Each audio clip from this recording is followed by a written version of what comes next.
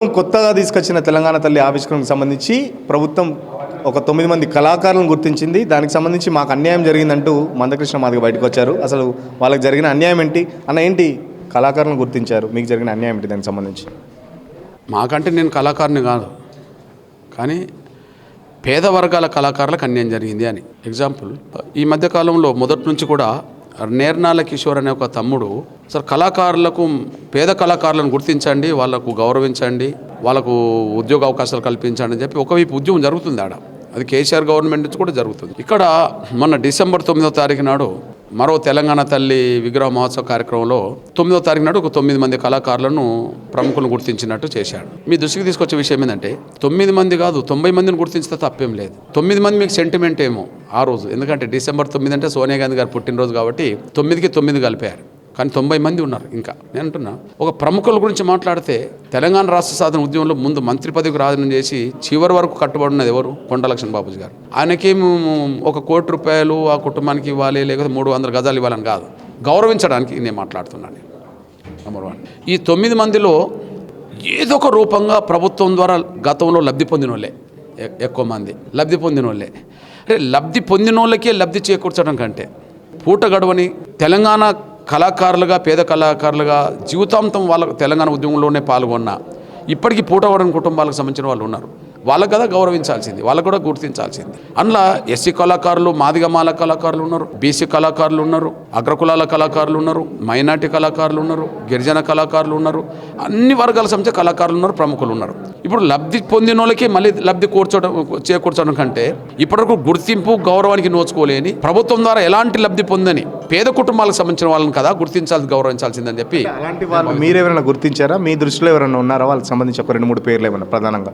Okay, ముందుగా ఒక విషయం దృష్టి పెట్టుకోండి. కళాకారుల్లో ఒక్కొక్క సామాజిక వర్గం నుంచి మనం మాట్లాడుకుందాం అని అనుకుందాం. ముఖ్యంగా బీసీ కళాకారులు వరంగల్ శ్రీనివాస్ అని ఇంకోటని చాలామంది ఉన్నారు. వాళ్ళకి ఎందుకు రాలే? దరువు ఎల్లన్న ఉన్నాడు, మిట్టపల్లి సురేందర్ ఉన్నాడు, యాదగిరి ఉన్నాడు, ఏపురి సోమన్న ఉన్నాడు. ఉన్నారా లేరా? వీళ్ళకి ఎందుకు రాలే? విమలక్క ఎందుకు రాలే కదా?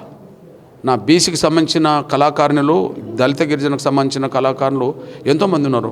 వాళ్ళకి ఎందుకు రాలే? చెప్పుకుంటూ పోతే చాలామంది ఉన్నారు. వాళ్ళు ఎవరు? ఇప్పుడు లబ్ధి పొందిన వాళ్ళు. నేను లబ్ధి పొందిన వాళ్ళ గురించి మాట్లాడుతున్నా. ఇప్పుడు ఈ 9 మందిలో లబ్ధి పొందిన వాళ్ళు కూడా ఉన్నారు కదా. ఇంతకుముందే లబ్ధి పొందిన వాళ్ళు కదా. ఇంతకుముందే గవర్నమెంట్ ద్వారా ఏదో ఒక పేరుతో ఇళ్ల స్థలాలు తీసుకున్నారు. ఇంతకుముందే ఇల్లు నిర్మాణం కోసం ప్రయత్నం చేశారు. ఇంతకుముందే గౌరవ స్థానంలో ఎంతోమంది అవార్డులు వచ్చినాయి. మళ్ళీ వాళ్ళకి ఇవ్వడం కంటే ఏ గుర్తింపు, ఏ గౌరవం లేని వాళ్ళు, ఎలాంటి లబ్ధి పొందిన వాళ్ళ గురించి కదా ప్రభుత్వం ఆలోచించాల్సిందని చెప్పి నేను అడుగుతున్నాను. ప్రధానంగా ఇంకొకటి, మీరు చేస్తున్న ఆరోపణలో 9 మందిలో ఒక్క మహిళ కూడా లేకపోవడం. చాలామంది మనకు మహిళా కళాకారులు ఉన్నారు, బట్ దాంట్లో ఒక్క మహిళ కూడా లేకపోవడం నిజమే కదా. మీరు గమనించండి, అసలు ఏ రోజు ఈ 9 మందిని గుర్తించినట్టు ప్రకటన చేశారు? మరో తెలంగాణ తల్లి విగ్రహావిష్కరణ రోజే కదా. అరే, మరో తెలంగాణ తల్లి అనే ఒక మహిళా విగ్రహావిష్కరణ రోజు అసలు 9 మందిలో ఒక మహిళ లేకుండా పోయింది కదా. పావని ఉన్నది కదా, ఎంతోమంది ఉన్నారు కదా, గుర్తింపు లేకుండా పోయింది కదా. అంటే టోటల్గా మహిళా సమాజాన్ని గుర్తించలేదు, పేద వర్గాలకు సంబంధించిన, సామాజిక వర్గాలకు సంబంధించిన వాళ్ళని కూడా గుర్తించలేదు. కాకపోతే ఎవరైతే ఈ ప్రభుత్వం చేసే శక్తివంతులో ఆ శక్తివంతులే కూర్చున్నట్టున్నది. అసలు ఈ 9 మందిని గుర్తించడానికి ఏదన్నా జ్యూరీ ఉందా? అంటే ఏదైనా ప్రత్యేక కమిటీ ఉన్నదా? ఇంతకుముందు కవులను, కళాకారులను గుర్తించే కాడ, గౌరవించే కాడ ఒక జ్యూరీ ఒక ప్రకటన చేసేది, అంటే చర్చించి ప్రకటించేది. ఆ జ్యూరీలో అన్ని సామాజిక వర్గాలకు సంబంధించిన, అన్ని కళారూపాలకు సంబంధించిన వాళ్ళను అందరూ సభ్యులకు చేర్చేది. ఇప్పుడు ఎవరు ప్రకటించారు చెప్పండి? ప్రభుత్వ పెద్దలు ఎవరు? సీఎం. మరి సీఎమే ప్రకటించింది కదా.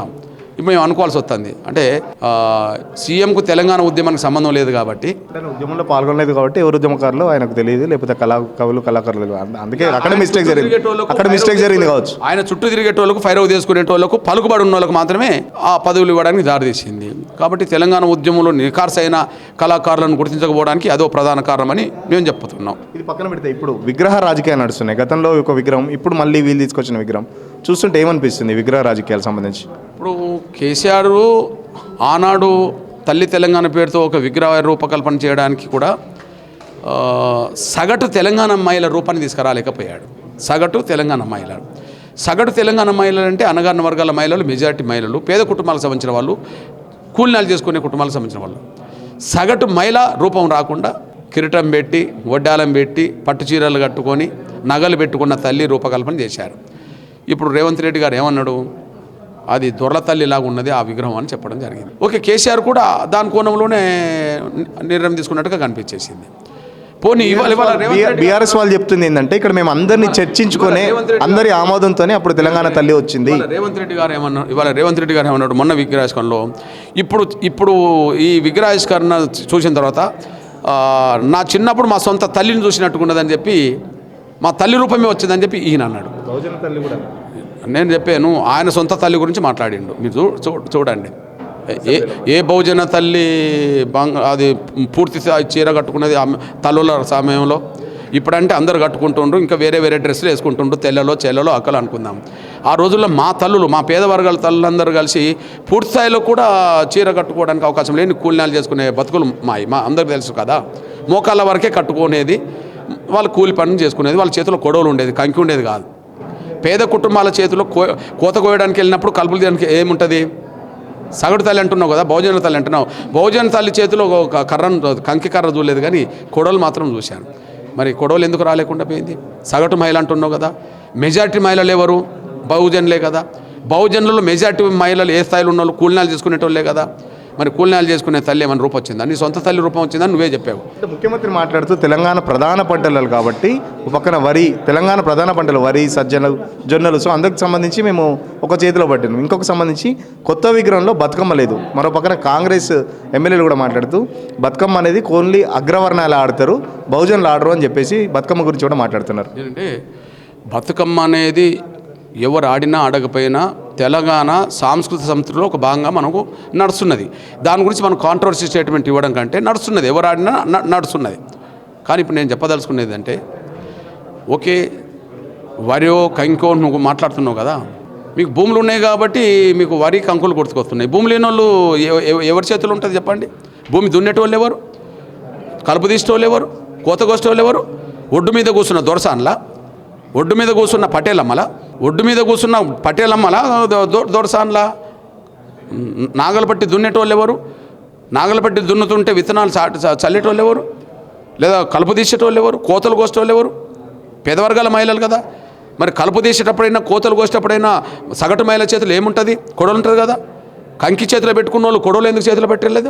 చెప్తారు కాంగ్రెస్ వాళ్ళు గతంలో తీసుకొచ్చిన తెలంగాణ తల్లి దొరల తెలంగాణ అంటే దొరసాన్ లాగా ఉంది, కిరీటం ఉంది. మేము తీసుకొచ్చిన తల్లి చాలా సింపుల్గా, ఎవరి ఇంట్లో వాళ్ళని చూస్తే ఆ విగ్రహం చూస్తే ఎవరికైనా వాళ్ళ తల్లి గుర్తొస్తుంది. లేదు, ఏ తల్లి బంగారు నగలు వేసుకుంటుంది? మా తల్లులో, మా సగటు మా తల్లుల్లో, మా తండ్రులు, మా తాతలు కట్టుకున్నకు సంబంధించిన వాళ్ళ చిన్న పుస్తకం ఉంటే, ఆ పుస్తకం కూడా లేని వాళ్ళు చాలామంది ఉంటారు, కానీ చిన్న పుస్తకం ఉంటే ఆ నల్లపూసలు కనిపించేది. బంగారు గొలుసులు, బంగారు వడ్డాలాలు ఎక్కడ కనిపించలే. నిండుదనంతో మొత్తం పట్టు చీరలు ఎక్కడ కనిపించలే కదా. ఆనాడు కేసీఆర్ తీసుకొచ్చింది విగ్రహం ఒకవేళ దొరల తల్లి అవుతే కదా, ఇప్పుడు పటేలోళ్ళ తల్లి. వాళ్ళు దొరల తల్లిని వాళ్ళు తీసుకొచ్చుకున్నారు, పటేల్ తల్లిని వీళ్ళు తీసుకొచ్చుకున్నారు. మాకు పటేళ్ల తల్లులు దొరల తల్లులు కాదు, మా అనగారిన వర్గాల తల్ల రూపం రావాలి, సగటు మహిళ రూపం రావాలి. ఫైనల్గా మీరు అంటున్నారు తల్లినేమో నగలు గిగలద్దు అంటున్నారు. బీఆర్ఎస్ వాళ్ళు చెప్తున్నారు ఎవరైనా ఏ కొడుకైనా తండ్రి చాలా రిచ్గా ఉండాలి, తన తల్లి ఉన్నత స్థాయిలో ఉండాలని చెప్పేసి కోరుకుంటారు. బట్ కాంగ్రెస్ వాళ్ళేమో ఈ నగలు తీసేయడం, లేకపోతే ఇప్పుడు మీరంటున్న బహుజనుల తల్లి అంటున్నారు కదా, మీరు కూడా అనుకోవచ్చు కదా తన తల్లి బాగా రిచ్గా ఉండాలి అని చెప్పేసి. మేము మా తల్లుల రూపం నుంచి మాట్లాడుతున్నాం. మీ తల్లుల రూపానికి బంగారు గొలుసులు ఉన్నాయి, వడ్డాలాలు ఉన్నాయి కాబట్టి దాన్ని సమర్థించుకోవడానికి ఆ మాట మాట్లాడుతున్నారు కదా. ఇప్పుడు మీ ఇంట్లో బంగారాలు ఉన్నాయి కాబట్టి, వడ్డాలాలు ఉన్నాయి కాబట్టి మీకు అట్లా ఉన్నది. మా పేద కుటుంబాలకు సంబంధించిన తల్లులకు సంబంధించిన వాళ్ళ శరీరం మీద వీళ్ళు ఉండవు. మా తల్లుల సగటు రూపాన్ని చూడదలుచుకున్నాం తప్ప మేము ఇంకోటి చూడదలుచుకోలేదు కదా. ఇప్పుడు మా సగటు రూపం ఏంది అని చెప్పండి. మీరే చెప్పారు. ఓకే, బతుకమ్మ గురించి మీరు చెప్పిండ్రు, కేసీఆర్ గురించి మాట్లాడతాం. బతుకమ్మ దళితులు ఎంతమంది ఆడతారు? గిరిజనులు ఎంతమంది ఆడతారు? బలహీన వర్గాల సంబంధించి ఎంతమంది ఆడతారు? సగటు ముస్లిం మహిళ ఏ బతుకమ్మ ఆడుతుంది కదా. అంటే మీరు ఆడే దానికి ఒక సర్టిఫికేట్ ఇప్పించుకుంటుండ్రు. మీరు పెట్టే కిరీటాల గురించి, మీరు పెట్టుకున్న వడ్డాల గురించి మీరు సర్టిఫికేట్ ఇప్పించుకుంటుండ్రు. ఓకే, రేవంత్ రెడ్డి గారు వాళ్ళ అమ్మ రూపాన్ని, నిండుదనంతో ఉండబడే చీరకట్టు రూపాన్ని, సగటు పటేలమ్మ గురించి మాట్లాడుతున్నాడు. చెప్పింది కదా అవార్డు గ్రహీత సుద్దాల అశోక్ తేజ కూడా చెప్పాడు, మా అమ్మ గుర్తొస్తుంది, మా తల్లి గుర్తొస్తుంది అని చెప్పేసి. అవార్డు తీసుకున్న వాళ్ళు కూడా చెప్తున్నారు ముఖ్యమంత్రి కాకుండా. ఇప్పుడు విగ్రహంలోనే వాళ్ళ తల్లి ఉంటే గతంలో ఆ తల్లి రూపం లేదని ఎందుకు మాట్లాడలే? ఈ సుద్దాల అశోక్ తేజ కావచ్చు, ఇంకోరు కావచ్చు, ఎవరు నేను ఇప్పుడు రేవంత్ రెడ్డి సర్కార్ ₹1 300 గజాలు ఇవ్వడం ఒక అంశం, గుర్తింపడం ఒక అంశం కదా. ఈ విగ్రహమే కరెక్ట్ మా తల్లి రూపం అన్నప్పుడు సగటు తల్లి రూపం లేదని చెప్పి కేసీఆర్ గవర్నమెంట్ 10 ఏళ్ళు ఏం చేసిండు ఈయన? సగటు తల్లి రూపం లేదన్నట్టే కదా. పోనీ అంటే అందులో మీ తల్లి రూపాన్ని చూసుకోలేకపోయావు కదా కదా. అంటే అవకాశాలు వచ్చినప్పుడు ఏది పడితే అది మాట్లాడడం కాదు, అవకాశాలు రానప్పుడు నిజాయితీగా మాట్లాడడం నేర్చుకోవాలి ఎవరైనా సరే. ఖచ్చితంగా ఇప్పుడున్న తెలంగాణ తల్లి మాత్రం బహుజనుల తల్లి కాదు. అది బహుజనుల తల్లి మాత్రం అట్లా నగలు నిండుగా ఉండదు. మా తల్లులు అయితే చాలా సింపుల్గా ఉంటారు.